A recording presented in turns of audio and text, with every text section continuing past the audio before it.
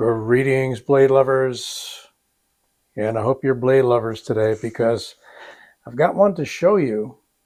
Not these two, but we're building up. I got one to show you that I think is going to knock your socks off, and I think most of you are going to enjoy it. Or you may be, either your mind will be blown or you'll say, garage knife. We'll see, right? Because when things get that far over the top, and you'll see in a minute, that's where the minds tend to go. This can't be real. It's got to be a garage knife. Anyway, I previously did reviews on this Ketuo Telson, which is really a Rike knife. So we're talking about Rike knives today. Zirconium onlays on this one that will pick up fingerprints by looking at it almost. Beautiful, beautiful design. And I think this was David, and I'm so sorry I forget David's last name, who was the designer of this. Or I may be wrong. Anyway, it's the Telson. Too many knives, so many people. An exquisite example, which is why I have it out, of Rike workmanship. You can also see that Rike workmanship in the SOCOM Bravo knives that they built, and the Annex knife that they built for Microtech. Here is a stellar example of a Rike knife. This is the Lamella.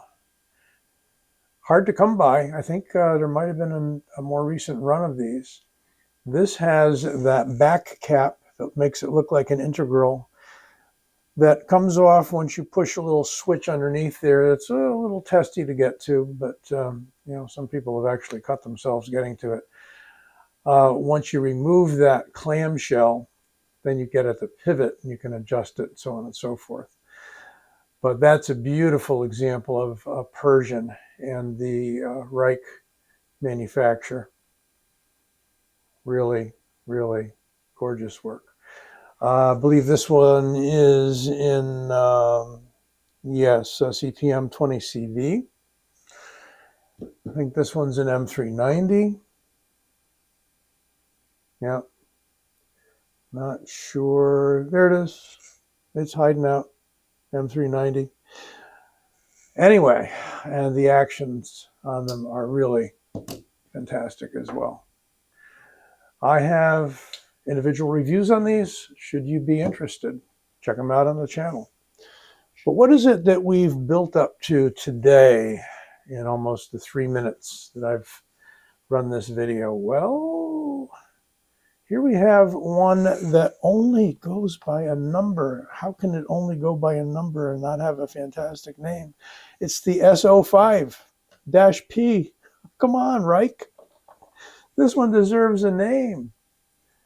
All titanium, Mokutai pivot, Mokutai backspacer with a bronzed titanium maybe in there. Look at that. Mokutai clip. Oh. And what you're beginning to see part of, a blade that is called by White Mountain Knives, where this came from, Damasteel. But Rike is calling it, they are calling it Mosaic Damascus. Damascus steel is steel that is forged from different types of metals and so on and so forth. And I looked up a little bit about Mosaic Damascus as well as Damasteel. This could be either or both. Damasteel is a proprietary Swedish Damascus steel made from powder, so it's powder metallurgy. And this Mosaic is, let's see if I can find that Mosaic. Here we go.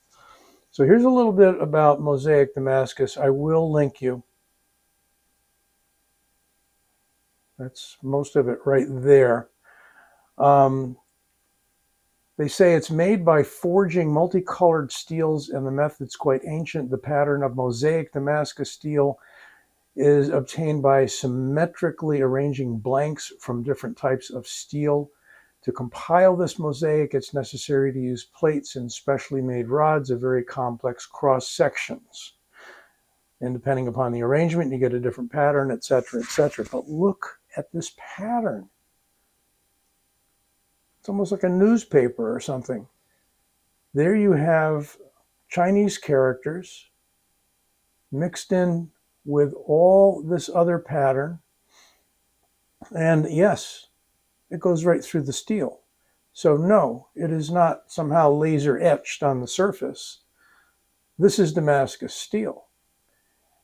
And the Damasteel, if this is anything like it, and this is really the extent of my knowledge on all of this and how they're making this patterned steel, is that, where was I headed?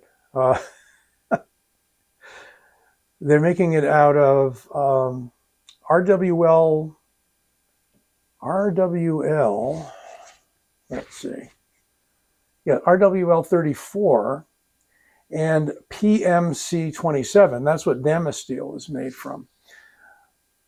And it is, the end result is supposed to be extremely hard and wearing, kind of taking Damascus steel to a whole other level. So do I have anything else on that? I'm not going to go too far down that path because I'm not a metallurgist. I don't pretend to be one. I'm not even a weekend metallurgist. But this caught my eye, shall we say. Look at that. And like any Rike knife, just glassy smooth on bearings. Glassy smooth. Here's what they did for their pin. Look at that slot in the blade, because the pin's way out front and the pin has to pass through that much blade to get to the lockup. Look at that mokutai. And mokutai. What's mokutai? Well, you probably know, because many of you more well informed than me on the topic. So what they're saying is that this is from Rike as well. And I think I'll link you instead. Print it out kind of big. It's a kind of a Damascus of titanium, okay? Creating different patterns from different colors, different combination of hardness and flexibility, mixing different types of metals, the spacer made of mokutai, so on and so forth. Okay, I'm rambling. You get it, and you can look it up, but I will link you as well. Let's take a look at this guy. Jeez. I recently saw a Wee knife. I think Tactical Tavern put it out just today on his Instagram. Gorgeous Wee knife with a hand rubbed finish.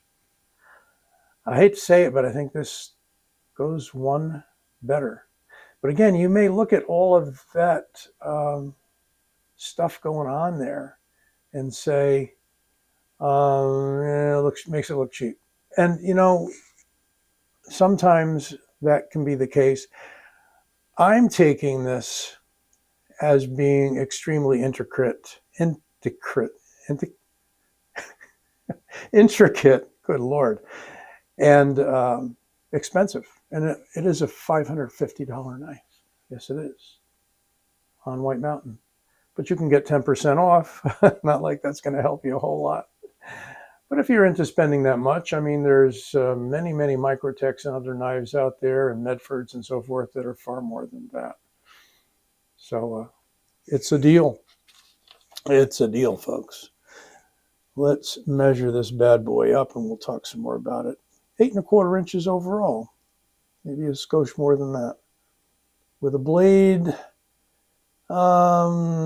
Where is that blade? Is that about a 365, something like that, 3.65?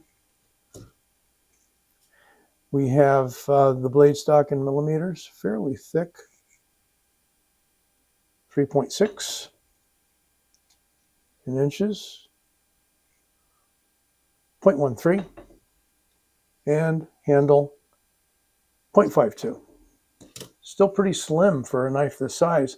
And we're going to get to the weight and then take a look at the weight relieving, because there is some, more than some.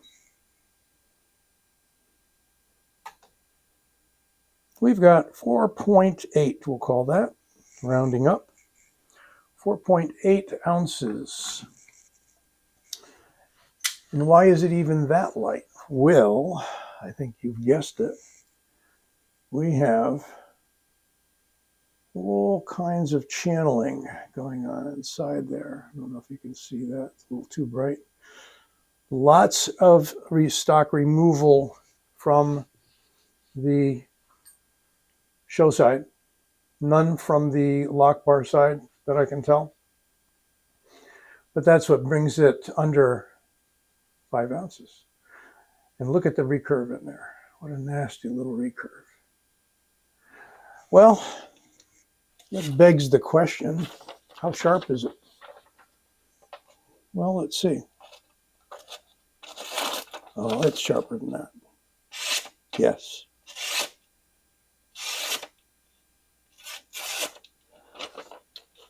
Not bad on such a complex grind.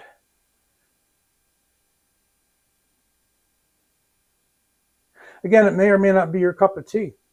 You may or may not want to spring that much for it. For that much, you may want a real premium out the front. You could get like a Microtech Glycon for that. Right about the same amount. Beautiful, smooth titanium handles with a groove fuller type thing going on a curve down the middle. Really high art, I think, you know. Lock bar insert.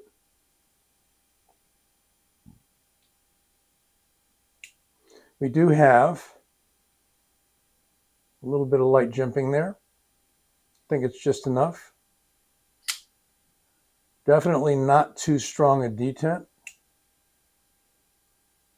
You almost can feel it, but it's so smooth that it swings out regardless. See that? Hear that beautiful clack? Beautiful sound. Beautiful sound. Ergos, flat, a little left over. You know, it's like towards the medium large knife, I would say, or in some of your books, maybe just medium. Well, quick addendum, I don't know where I'll fit this in, but I just noticed when putting it away that this came through with a mirror edge. Can you see that? Yeah, mirror edge. So they really did finish this off very, very nicely. There you go. Take care. Quick analysis next to more pedestrian level knife. You get a few of these for this price. The Griptilian, a little bit shorter. Oh, don't clack that blade.